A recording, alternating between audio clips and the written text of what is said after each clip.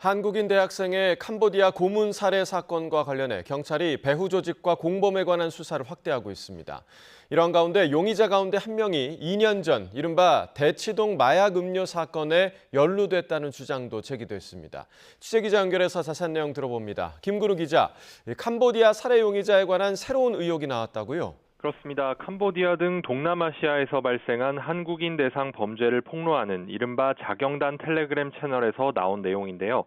한국인 대학생 A씨를 살해한 혐의를 받는 용의자는 중국인 등 5명인데 이 가운데 3명은 체포돼 재판에 넘겨졌지만 핵심 용의자 2명은 아직 붙잡히지 않았습니다.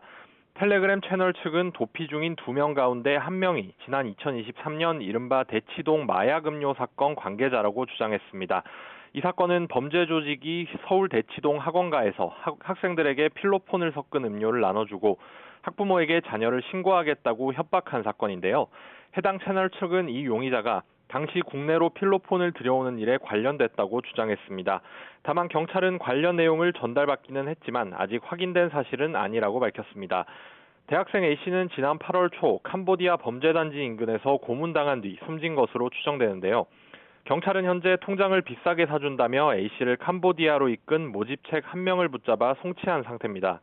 배후 조직이나 공범이 더 있을 것으로 추정되는데 이 경우 피해자가 늘어날 가능성도 있습니다. 사건이 커지자 경찰은 A씨에 대한 부검도 현지 경찰과 공동으로 진행하는 방안을 추진하고 있습니다. 또 오늘 인터폴과 해외 주재관 등이 참가하는 합동 영상회의를 열고 국민 안전 확보를 위한 종합 대책을 마련할 계획인데요.